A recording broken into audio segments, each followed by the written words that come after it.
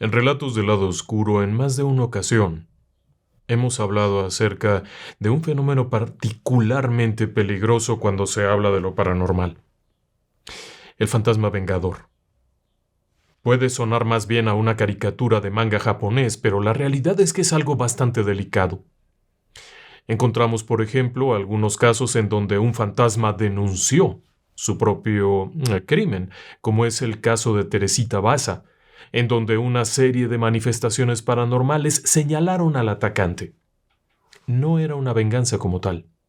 También tenemos, por ejemplo, el caso de Sona Shu Hester en los Estados Unidos, una mujer cuyo marido le quitó la vida y que como consecuencia se manifestó hasta hacer notar que era el culpable. Sin embargo, en el caso de los fantasmas vengadores la situación es muy diferente.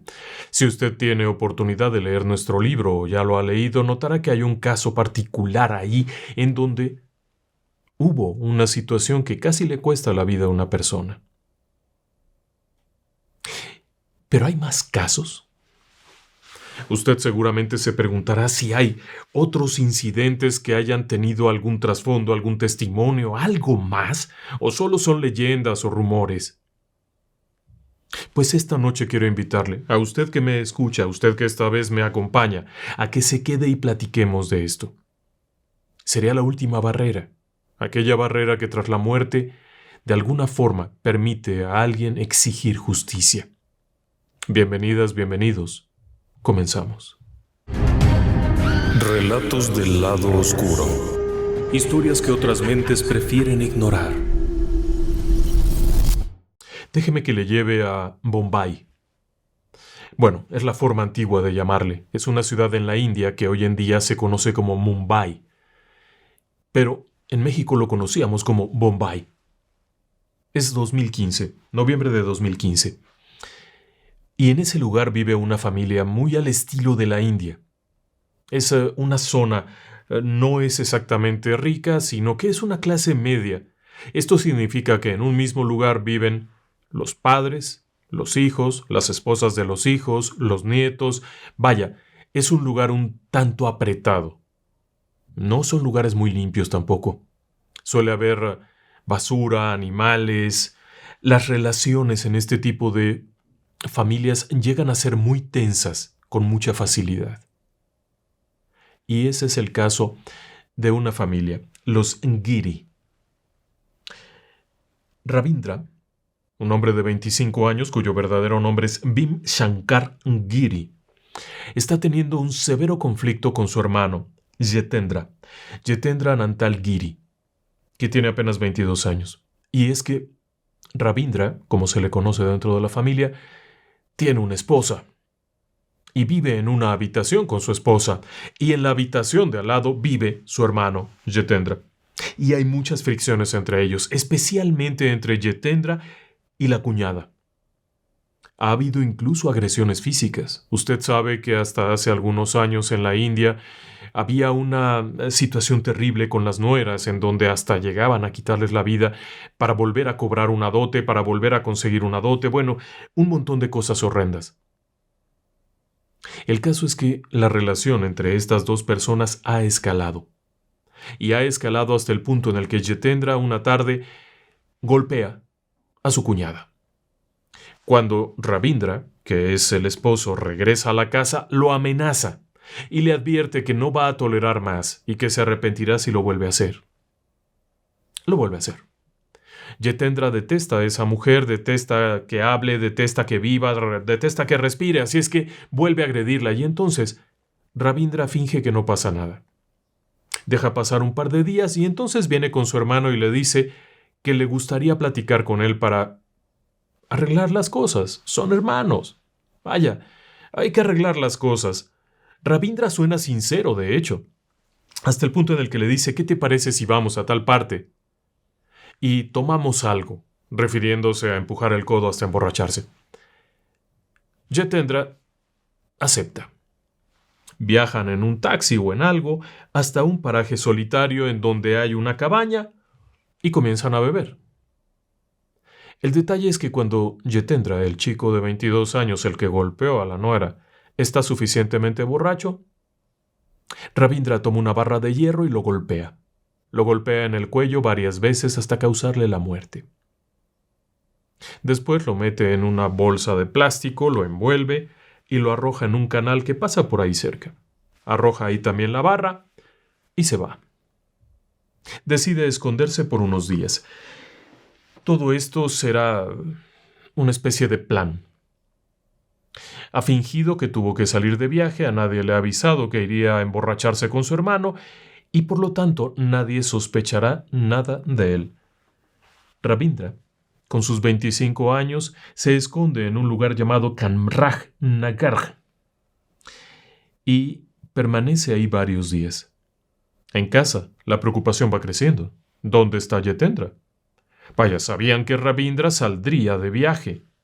Pero ¿dónde está el hermano? Y muy a la usanza antigua, comienzan a buscarlo pensando en aquello de ya sabe usted, Caín y Abel. Pero no tiene noticias de nada, hasta que de pronto es el propio Ravindra el que se entrega. Se entrega a las autoridades.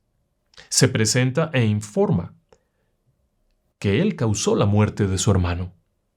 Lo primero que hizo fue llamar a su suegro y pedirle que lo acompañara, después llamó a su padre y le pidió que lo acompañara, se reunieron en un parque cerca de su ciudad, en Bombay, en donde les contó todo lo que había ocurrido y cómo le había quitado la vida a su hermano por agredir a su esposa y que no era algo que él estuviera dispuesto a soportar, así es que lo llevan a la policía.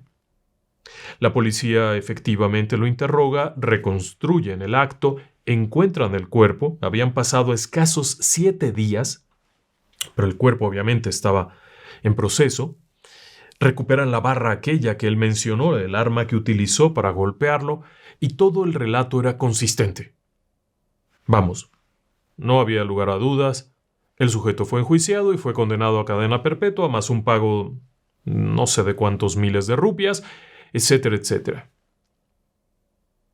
Hasta ahí, el relato sería el relato de un crimen. 1.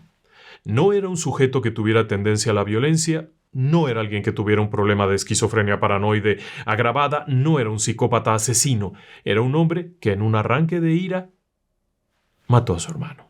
Y lo planeó cuidadosamente, incluyendo el lugar donde escaparía para fingir que no estaba cuando murió su hermano, en caso de ser descubierto el cuerpo, etcétera, etcétera. Estaba muy planeado, lo que revelaba que no era un loco cualquiera, sino una persona que había decidido algo terrible en un momento terrible y lo había puesto en práctica. Para usted que me escucha, esto le generará muchas dudas. Si estamos hablando de fantasmas, ¿por qué le estoy contando un caso criminal tan evidente, tan burdo, tan claro que la policía no tuvo más remedio que resolver en 5 minutos? Porque este hombre no se entregó voluntariamente. Bhimshakar Giri, conocido como Ravindra, relató haber sido acosado por el fantasma de su hermano.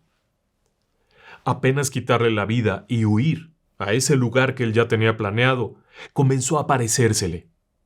Al caer la noche, cuando él iba a la cama y se recostaba, aparecía su hermano, no en sueños. Aparecía, punto. Y no solamente le hablaba, con la cara amoratada y el cuello destruido, como la última imagen que él tuvo. Le hablaba e incluso llegó a estrangularlo. Ravindra relató cómo, en uno de esos momentos cuando él reaccionó, su hermano, el fantasma del hermano, lo estaba estrangulando. Golpeaba la puerta, le hablaba, no paraba de hablar, no paraba de pedirle y de decirle: o me devuelves mi vida, o te quito la tuya. Hasta el punto en el que optó por entregarse. El juicio fue bastante rápido y no hay ninguna evidencia posterior de que haya seguido siendo atacado por el fantasma del hermano. Claro, no hay mucha evidencia en general cuando ya se ha dado un juicio y se ha condenado a la persona. Existe por ahí una solicitud de apelación, pero no hay más. Así que no sabemos qué más pasó, pero en los testimonios entregados a la policía, en todos los autos de este juicio y de esta captura, está ese detalle. Bhimshakar Giri, alias Ravindra, se entregó porque no soportaba la presión que ejercía en él las constantes apariciones fantasmales del hermano al que le había robado la vida. ¿Caso único? No, ni remotamente.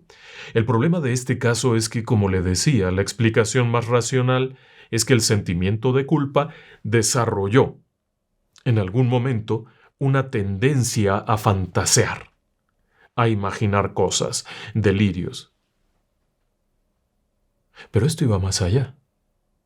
Porque este era un hombre racional, era un hombre que había tomado una decisión terrible por un momento terrible y que había organizado todo, es decir, que no era alguien tendiente a fantasear.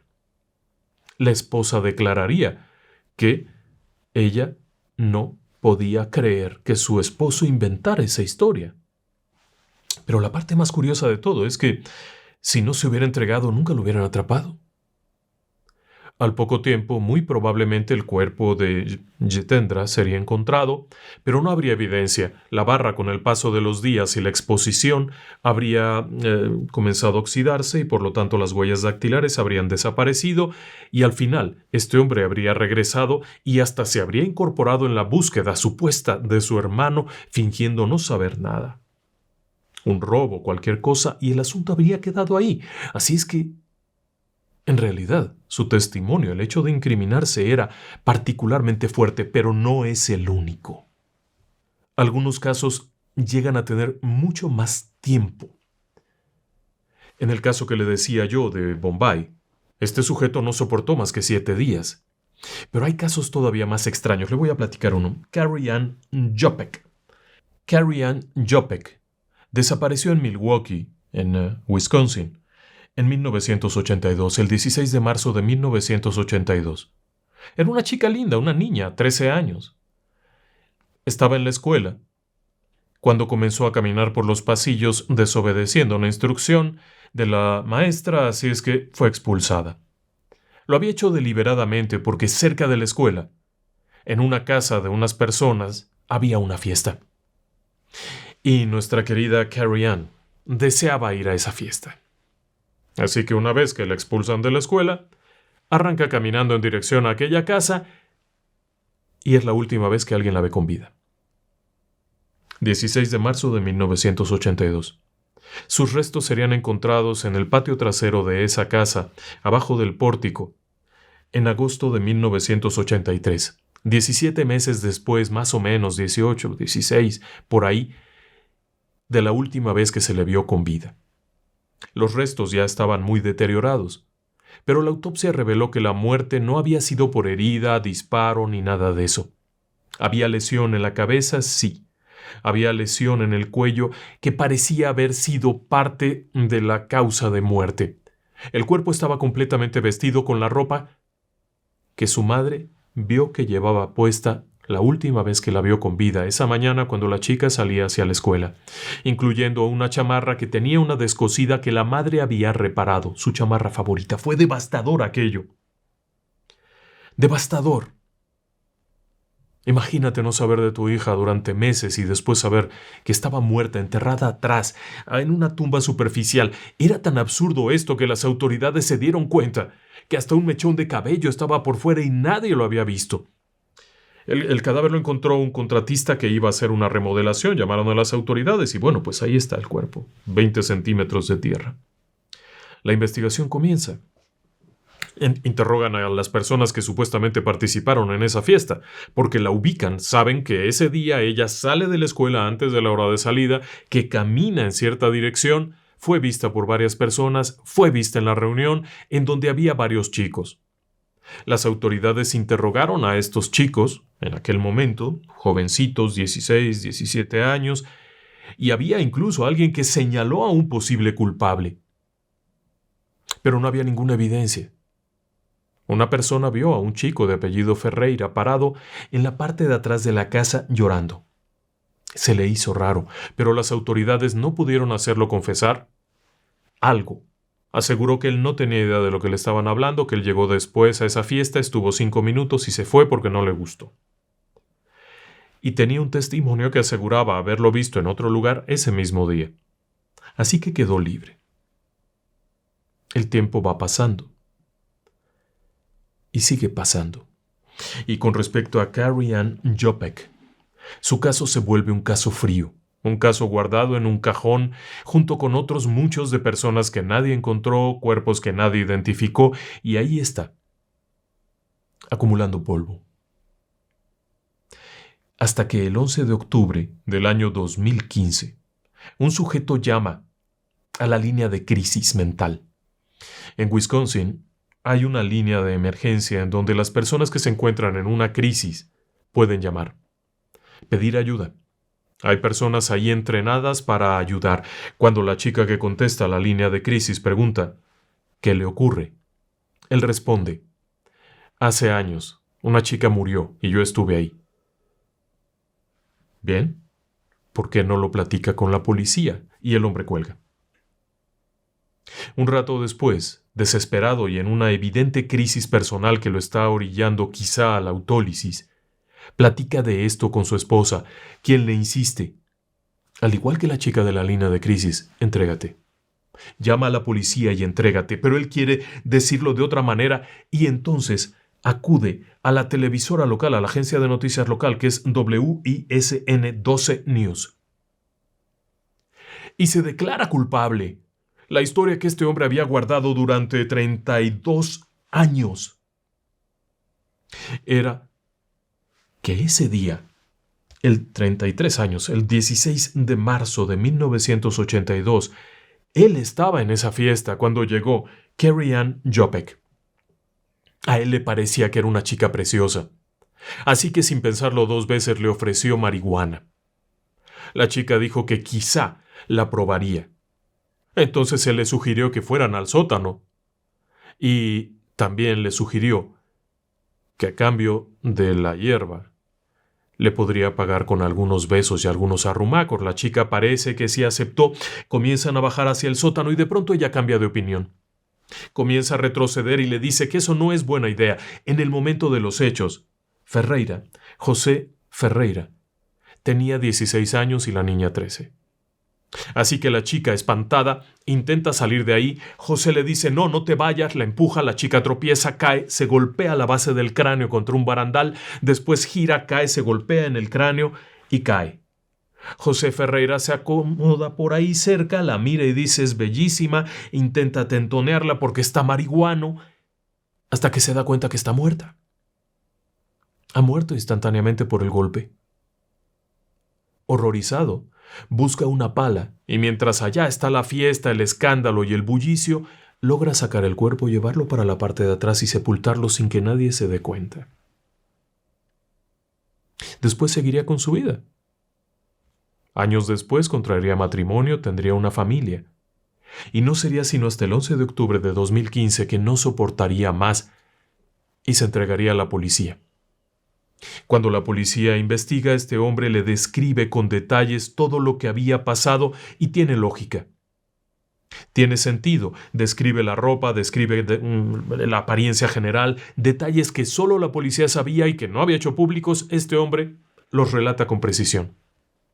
Todo encaja, sí. Salvo una pregunta. Habían pasado 33 años. Evidentemente ya nadie recordaba ni a los testigos ni a nadie. Evidencia forense ninguna, no había nada más. Eran los años 80 tempranos, no había pruebas de ADN, no hubo recuperación de nada. Se supo que la chica había luchado, que había ofrecido alguna resistencia porque tenía un par de uñas rotas, pero igual podría haber sido por otra causa, cuando la estaban jalando, algo. Así que no hubo forma de que se hubiera resuelto el crimen. Iba a ser un caso cerrado por frío, porque no hubo más. Y tal como en el caso de la India, la verdadera razón por la que este sujeto se entregó y vivió esa crisis terrible fue por la aparición del fantasma. No dio datos exactos de cómo era esta aparición. Ferreira se limitó a decir, en varios medios y en varias entrevistas, que no podía más con las apariciones. En sueños, consciente, en el espejo, hablándole y en cada momento, pidiéndole que le avisara a su madre, que le dijera a su madre lo que había pasado, que les dijera qué había ocurrido con ella. Esto fue hasta tal punto creciendo que para el año 2015 terminó por quebrarse y se entregó. Cuando la madre vino a conocerlo, a saber, él le afirmó que era por el fantasma y la madre aceptó. En privado le confesó que Carrie Ann Jopek venía a él últimamente con tanta frecuencia que ya no podía dormir, no podía comer, no podía verse al espejo, no podía estar tranquilo, porque el fantasma venía todo el tiempo a acosarlo. ¿Terminó el problema? Bien, José estuvo apenas 7 años preso. La condena no fue por primer grado, sino un segundo grado y algunas otras cosas, y debe de estar libre ahora mismo. Desconozco su paradero, es un caso judicial cerrado, es un caso que ha concluido con la identificación positiva del culpable y la víctima. La pregunta es, ¿dejó de visitarlo ahora que ya cumplió con la exigencia? No lo sé de cierto, a partir de que ha sido liberado, vaya, no hay ninguna certeza de nada, no hay más información y muy probablemente haya cambiado de residencia y siga con su vida. Pero por lo menos, en la casa de Jopek, en la casa de Carrie Ann, su madre hoy, tiene la certeza de que supo qué pasó con ella.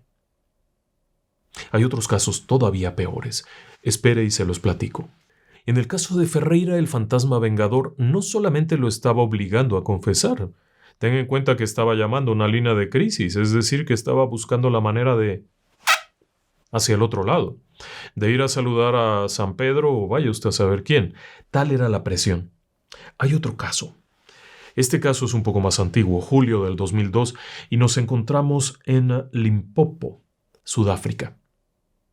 En este lugar se encontraron unos restos humanos. Los restos correspondían a Bob Ruel Baloyi. Baloyi, de 28 años, hermano del superintendente de la policía y del jefe de la policía contra el crimen organizado, había desaparecido unos días antes. El cuerpo presentaba varias heridas graves y además había sido quemado. Había señales de una brutalidad inusual. Este hombre de 28 años había sido arrojado en un paradero, en una especie de predio vacío entre las aldeas cercanas de New Frost y Surulani. No hay evidencia alguna.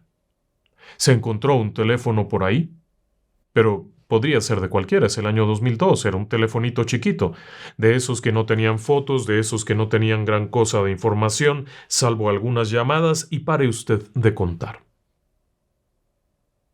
Cuando las autoridades intervienen en el caso, bueno, investigan por aquí, investigan por allá, pero no hay una línea clara de qué fue lo que ocurrió. Baloyi había ido a recoger un dinero que le había prestado un prestamista para un asunto personal, y de ese dinero no se sabe nada. Así es que interrogan al prestamista y resulta que el prestamista tiene todo claro, cámaras, etc. El hombre salió de ahí llevando el dinero.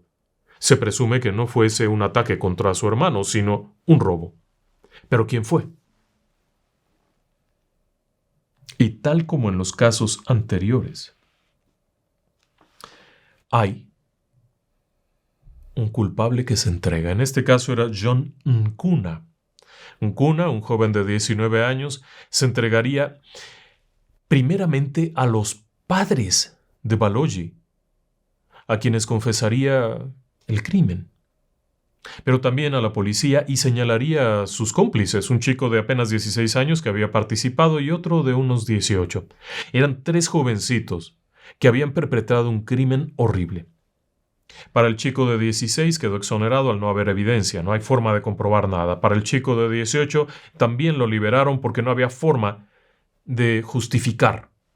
En el caso de Nkuna los guió al lugar, les dio indicios precisos, les señaló cómo había sido todo aquello, cómo habían raptado a Baloyi, cómo lo habían llevado a este lugar, lo habían golpeado y finalmente, para evitar que se pudiera identificar, habían rociado con gasolina. Las autoridades confirman todo y además, cuando le muestran el teléfono a aquel que fue encontrado por ahí tirado, él confirma que es de su propiedad. Así es que todo apuntaba a que era el culpable. La gran pregunta es, ¿por qué se entregó? No había evidencia en su contra, nadie lo estaba persiguiendo específicamente a él, tenían el dinero del robo, tenían forma de mantenerse al margen de esto. ¿Por qué se entregó? Bueno, aquí viene el detalle. Además, se entregó muy pronto. Muy pronto. ¿Qué fue lo que pasó? Este sujeto, apenas escapar de ahí, se trasladó a Johannesburgo, a la gran capital, para no relacionarse y que no hubiera ninguna pista. Sin embargo, en Johannesburgo comenzó a tener los ataques paranormales del fantasma de Baloyi. Este fantasma se manifestaba frente a él, con el rostro quemado, con esa apariencia horrible del fantasma, idéntico al cuerpo.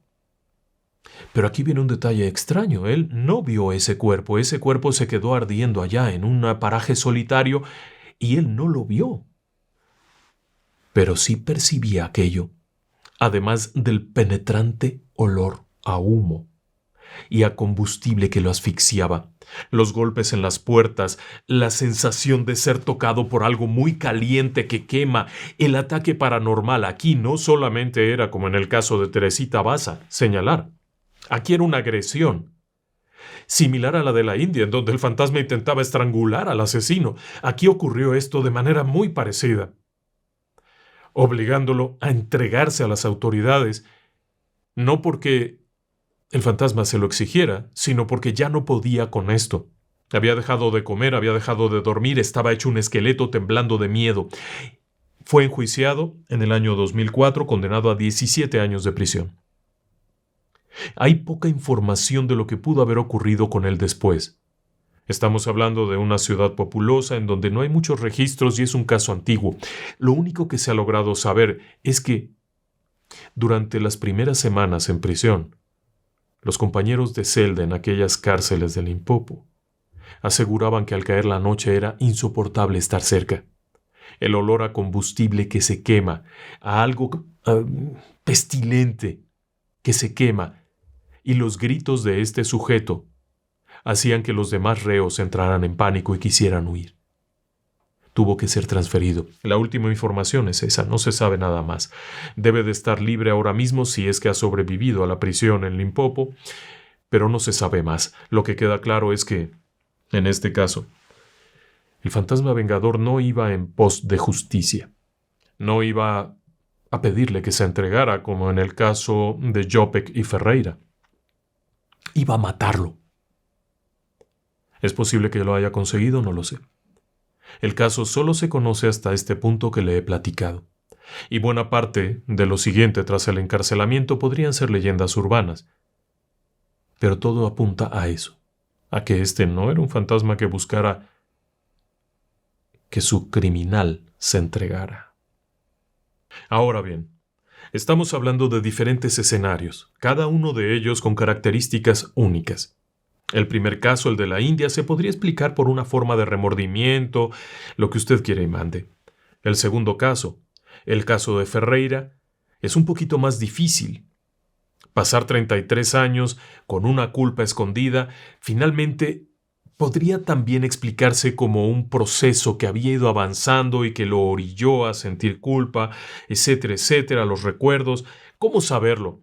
Además, no pierda usted de vista que en el momento en el que ocurrió aquella muerte, él estaba completamente ausente, producto de haber fumado aquella porquería.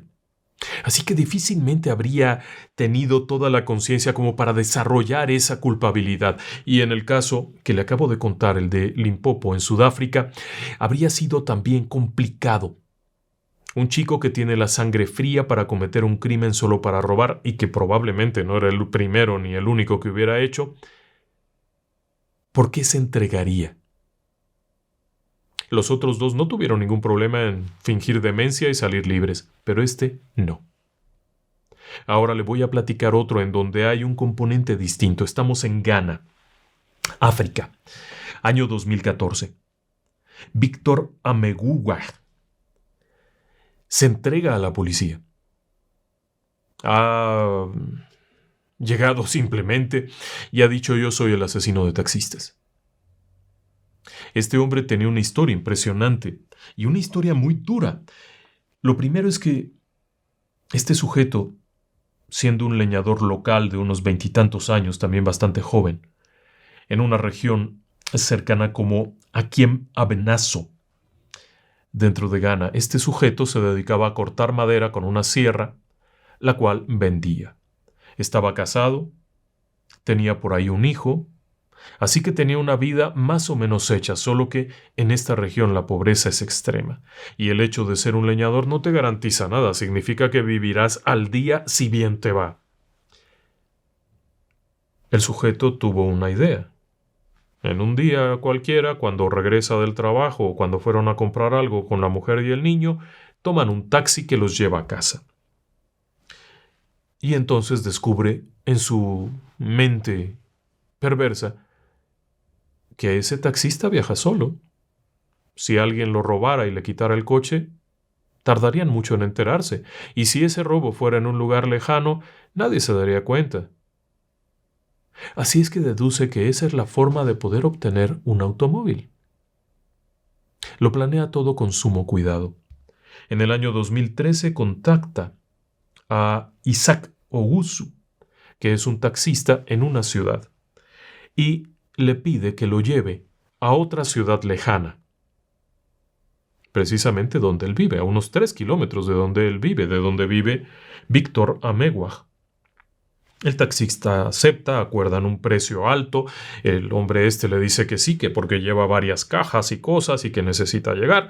El taxista avanza. Tenga en cuenta que es una zona bastante empobrecida en Ghana, así que un viaje largo puede ser un tesoro.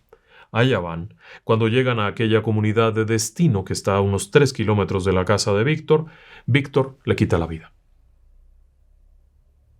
Así, tal cual, le quita la vida, saca un arma y le dispara.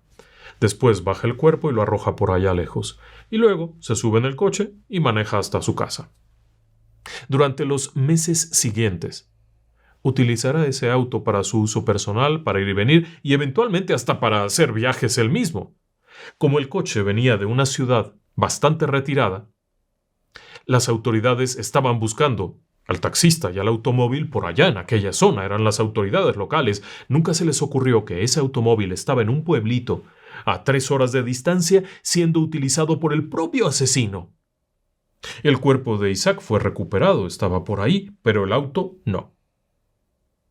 Así que bueno, pasa el tiempo y de pronto siente la necesidad de deshacerse de aquel vehículo, quizá porque tiene miedo de que lo descubran, quizá porque el automóvil ha comenzado a fallar, va y lo abandona por allá después de limpiarlo. El automóvil desaparece. Sí. Si dejas un automóvil abandonado en Ghana, es muy probable que al día siguiente ya solamente queden fragmentos. Decide conseguir otro auto. Es el 8 de marzo de 2014 y contrata a Emmanuel Obeng Asante para lo mismo. Exactamente lo mismo. Han pasado meses. Tenga en cuenta que a Isaac le roba el automóvil en el año 2013, a principios del 2013. Así que estamos hablando de algo más de un año desde que robó el primer automóvil y lo estuvo usando mucho tiempo. Remordimiento no me lo parece que tuviera el más mínimo, más bien planeó todo para volverse a hacer de un automóvil y seguirlo usando. Así que contrata a Emmanuel Obeng Asante para la misma dinámica, exactamente la misma. Cuando llegan a un cierto punto del camino, le pide que ahí lo deje, se baja, saca una escopeta. Emmanuel intenta manejar para escapar y termina perdiendo la vida. Lo baja del automóvil, lo abandona y se va. Ya tiene otro automóvil y comienza a usarlo, pero apenas unos días después, y exactamente igual que en los casos anteriores, este sujeto, Víctor Amewag, se entrega a la policía.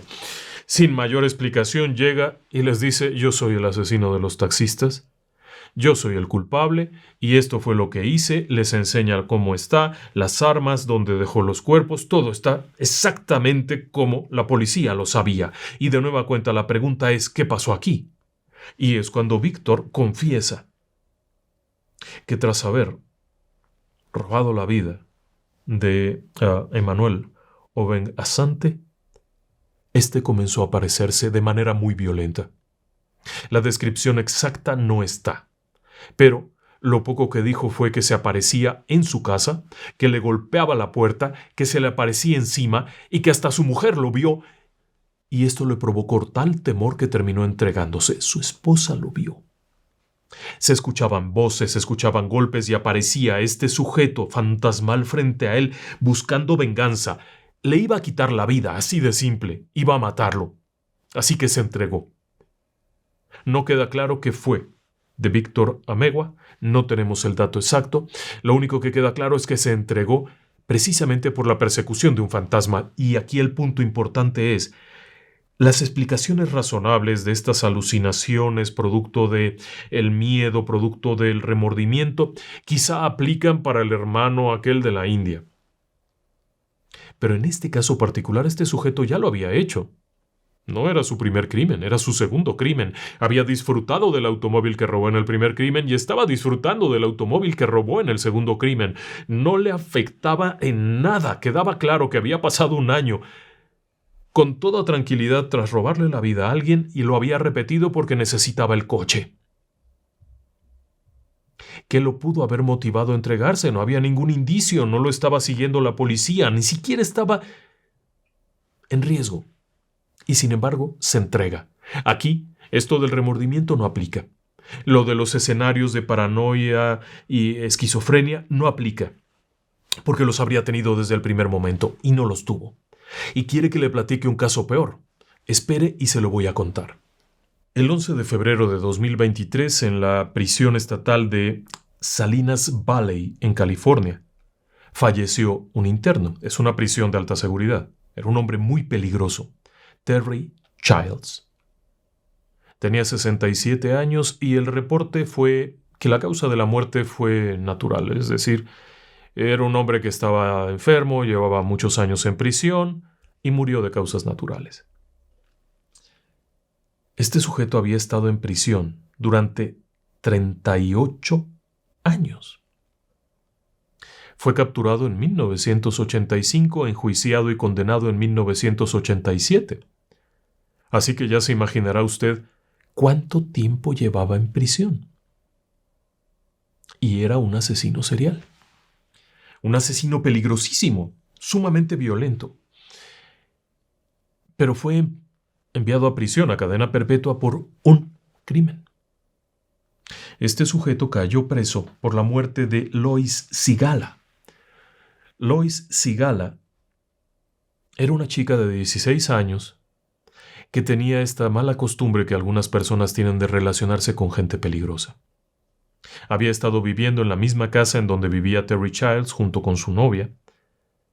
Se había relacionado con ellos, sabía de otras cosas que hacía Terry, y una buena tarde Terry comienza a sentir cierta preocupación de que esta niña lo denuncie. La chica se ha enterado que participó en un robo que salió mal y en donde hubo personas muertas, así que decide quitar el riesgo. La lleva a un cierto lugar y le roba la vida. Para ello utiliza una pistola Luger de 9 milímetros. El detalle aquí es que algunas personas vieron a esta chica, a Lois Sigala, subir en el automóvil de Terry Childs, que era un Mustang viejo. Vieron cómo se alejaban. Cuando la policía encuentra los restos de la chica, determina la causa de la muerte, determina el arma que se había utilizado, y es cuando descubren que había un testimonio contra Terry Childs. Alguien lo señalaba, comienzan a interrogar a algunos conocidos y un conocido revelaría a la policía que él le vendió a Terry Childs una pistola Luger 9 milímetros.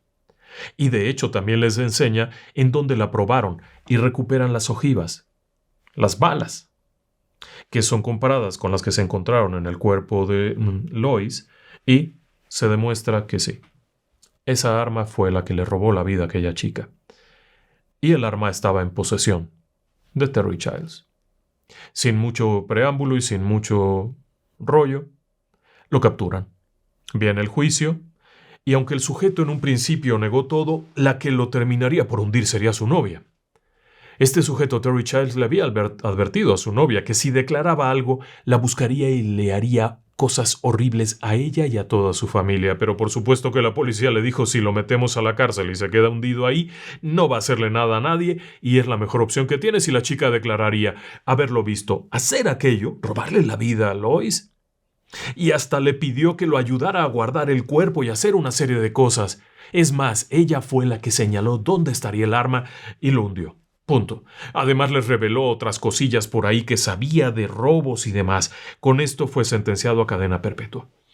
Solo que había un problema. En el año 98, mientras está en la prisión, tiene un altercado con otro tipo al que hiere gravemente y creo que le quita la vida, así es que enfrentaba la pena de muerte. Para no enfrentar la pena de muerte, confiesa otro crimen y llega a un arreglo con la fiscalía en donde seguirá con cadena perpetua, pero ya no enfrentará la pena de muerte y será transferido a otra prisión. En el año 98, Terry Childs declararía haber quitado la vida a Rowland McGill. Esto lo habría hecho en 1979, tras haberle visto salir en Reno. Estaban en Reno. Este sujeto observa cómo sale Rowland McGill llevando algo, presume que es dinero, el robo viene y después le quita la vida. Esconde el cuerpo por ahí en alguna parte, el cuerpo es encontrado por la policía, pero nadie sabe quién fue, y en 1998, es decir, 21 años después, este sujeto utiliza ese crimen como moneda de cambio para evitar la pena de muerte por el asunto que había ocurrido dentro de la prisión. Es decir, que era una persona bastante lógica, con un pensamiento estructurado que le permitía analizar sus situaciones y, de alguna forma, hacer tratos. Era un asesino sumamente violento, me queda clarísimo, pero había hecho este trato, lo que revelaba que mentalmente era una persona apta. Nuevamente fue enjuiciado y condenado a cadena perpetua por segunda vez, pero fue transferido a otra prisión, creo que a Pelican Bay, en donde estaría igualmente segregado, pero en otras condiciones. La vida sigue su curso y el mundo sigue. Hay un montón de personas desaparecidas por todas partes, hay un montón de jovencitas que un día salieron de su casa y nunca volvieron, y nadie sabe dónde están. Y entonces, en el año 2008, este sujeto vuelve a hacer declaraciones, pero esta vez no tiene nada que intercambiar. Ya tiene 2 cadenas perpetuas. Han pasado muchos años desde que entró a prisión. Entró en 1985 cuando lo arrestaron. Así que estamos hablando de 2008, estamos hablando de 33 años en la cárcel. Ya no es sujeto a un juicio o pena de muerte. Aun cuando lo sentenciaran a pena de muerte, el tiempo que transcurre no tendría caso. Ya no está en condiciones de eso y, sin embargo, un día llama a los detectives y comienza a platicarles que él tiene en su haber más de 12 personas a las que les ha robado la vida. Cuando los detectives dicen: ¿para qué nos lo dices?, él confiesa que es porque los fantasmas se lo están exigiendo. Los fantasmas de sus víctimas. Y que solamente si confiesa, lo van a dejar en paz. Los detectives se quedan muy sorprendidos y le dicen: bueno, para muestra, un botón. Dame un caso. Y empieza a platicarles un caso, el caso de Linda Ann Hosovich, desaparecida en 1979, a la edad de 19 años, cuando salía de su trabajo. La chica trabajaba en una tienda local. Al salir, nadie más la volvió a ver. 1979, los restos nunca fueron encontrados. De pronto le dicen: bueno, ¿qué sabes del caso? Sé dónde está el cuerpo. Y sé todo. Y les explica. Ese día en particular de 1979, Terry Childs había tenido una discusión con su propia madre.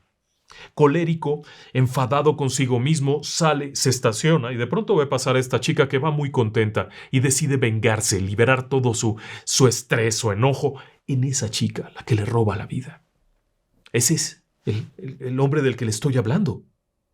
Es un sujeto peligrosísimo, cruel, que de pronto explota y le roba la vida a Linda Ann Hosovich. Se va por ahí a un cierto lugar en donde deja el cuerpo y sigue con su vida con la tranquilidad espiritual que se imagine usted. Los detectives van allá y efectivamente encuentran los restos muy ya esqueletales, pero coincide lo que ha dicho. Cuando le preguntan detalles acerca de ella, este sujeto parece voltearse y hablar con alguien, como si estuviera hablando, mira a alguien, y de pronto se voltea y les dice, llevaba tal y tal ropa, llevaba tal cosa, era así y así, estaba en tal parte. Han pasado 33 años, los detalles de este sujeto son fotográficos, porque de hecho las autoridades tienen el expediente de aquella época, con todos los detalles, la descripción de la ropa, fotografías de su bolso tirado por ahí, la tienda, todos los detalles precisos los tienen, y este sujeto de pronto voltea y les empieza a describir todo como si estuviera leyendo el expediente que no ha leído. Pero han pasado 33 años.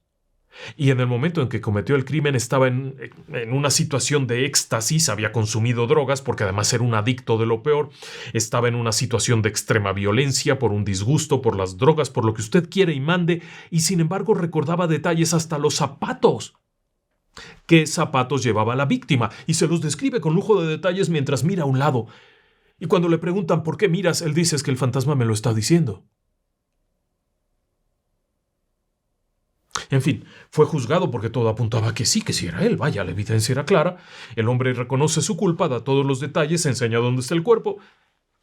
Otra cadena perpetua. Y el sujeto vuelve a su celda. Vaya, está purgando la tercera cadena perpetua, así es que no hay mucho para dónde hacerse.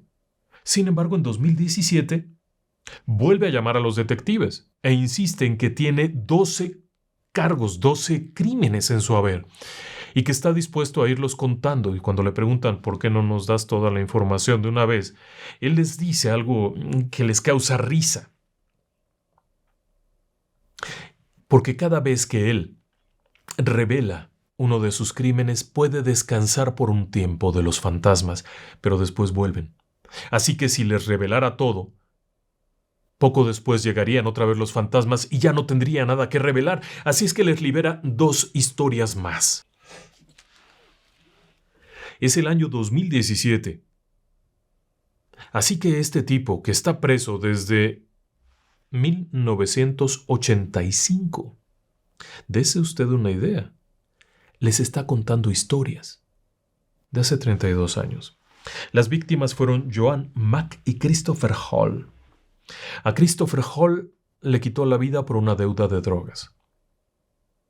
Le debía dinero de unas drogas que le había vendido y como no le quiso pagar o no le pudo pagar, se lo llevó y le quitó la vida. Detalló exactamente las heridas, todo lo que el cuerpo tenía y les mostró dónde estaba el cuerpo, porque además lo había ido a sepultar por allá en alguna parte. Él entregó el cuerpo, describió la manera en la que había sido y nuevamente reveló detalles precisos de la misma forma. Como si le preguntara a alguien, cada vez que el detective decía algo así como ¿y qué ropa llevaba puesta? Miraba hacia un lado y les daba la respuesta. ¿Qué le dijo cuando...? Mira, era exactamente eso, como si estuviera hablando con el fantasma. Esta situación se fue volviendo extraña y después relató la muerte de Joan Mack. Esto fue en 1984 y básicamente le robó la vida por gusto. No tenía ninguna razón. La encontró en la carretera caminando, la convenció de subirse a su auto, la llevó a un parador en donde podían ver no sé si la playa o el lago o qué sería, y arremetió a golpes contra ella sin ninguna razón, solo porque se le antojó. Describió el lugar donde dejó los restos, la manera, todo coincidía. Nuevamente, había sido precisa su descripción hasta de la ropa, el bolso, el contenido del bolso, y siempre mirando. No pudo declarar más porque murió. Murió en 2023. Pero quiere que le diga algo macabro. Estaba en una celda solitaria, no tenía compañeros de celda, pero los compañeros de pabellón, los otros presos, cada uno con su propia celda, aseguraban que por las noches se le escuchaba hablar. Hablar con personas, quedarse callado como escuchando, volver a hablar, pedirles cosas, pedirles, suplicar que se fueran. la última noche lo escucharon gritar de miedo. Sí, de miedo. A la mañana siguiente los guardias lo encontraron muerto. Causas naturales, por supuesto. Pero extraoficialmente, a Terry Childs lo mataron los fantasmas. Bueno, puede ser solo un mito. Insisto, el reporte oficial dice que murió a causa de enfermedad, es decir, de causas naturales por el deterioro que había sufrido a lo largo de 38 años de cárcel. Pero extraoficialmente, llevaba días pidiendo que no lo molestaran, que no vinieran.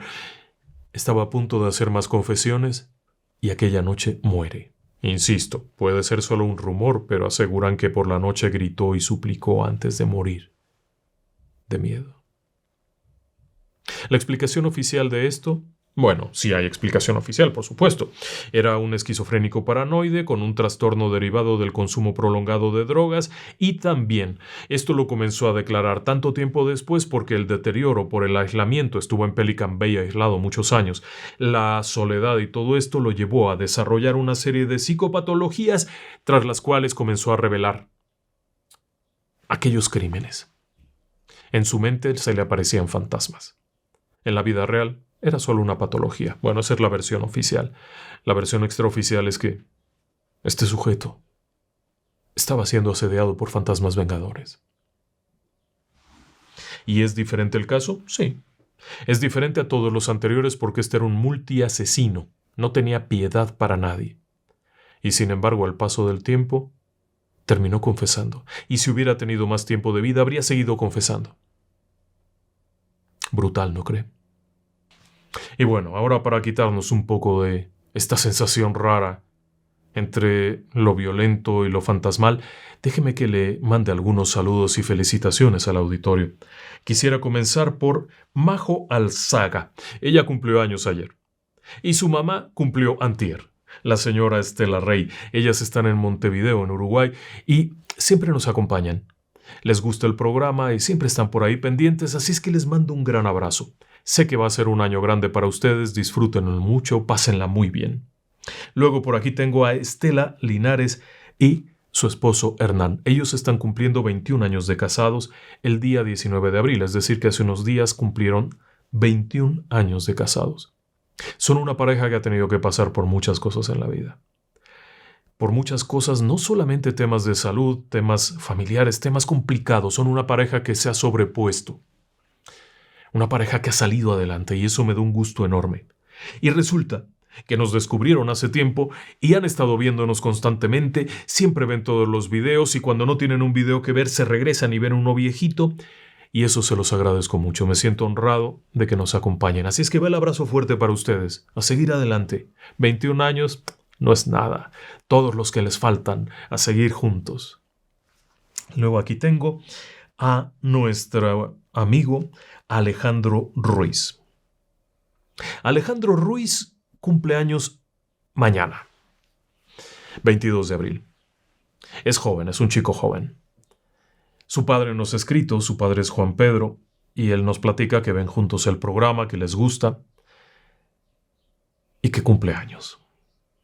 ¿Y qué le dice usted a alguien que cumple el 22 de abril? Simple. 4. Su futuro está marcado por el número 4, que es un número estructurado, es un número base, es un número bueno. Es una persona que tiene un futuro muy prometedor. Para empezar, su propia ascendencia zodiacal, vaya, yo no soy muy afecto a los asuntos zodiacales, pero el hecho de que haya nacido un 22 de abril significa que es un Tauro, roca sólida, constructor, además tiene el 2-2. 22, que significa 4 del 4, del mes 4, significa doblemente estructurado, una persona confiable, segura, un poco terca. En eso nadie me lo negará que será un poco terco, pero al mismo tiempo confiable y seguro. Es un tipo de lo mejor. Así que tiene un futuro tremendo. Felicidades. A celebrarlo. A celebrarlo porque además tienes al frente un panorama precioso con el mundo abierto. Si se te pega la gana estudiar esto, aquello otro, lo que sigue. Si se te pega la gana viajar por el mundo, tienes el tiempo para hacerlo. Lo único que no puedes hacer es quedarte quieto. Así de simple. Así que mis mejores deseos, Alejandro, a echarle muchísimas ganas. Y luego por aquí un saludo muy especial a Neilet Fuenmayor. Ella nos ha hecho unas sugerencias bien interesantes en el correo, nos ha enviado algunos mensajes por ahí, se lo agradecemos mucho. Y también por aquí tengo otro saludo para Suku Salazar, que nos ha dejado un mensaje por ahí muy bonito y que se agradece mucho. Así que va el abrazo fuerte a todos y por supuesto el agradecimiento a todas las personas que noche a noche nos apoyan, nos ayudan a sostener este proyecto. Abrazo fuerte a todos, nos escuchamos muy pronto.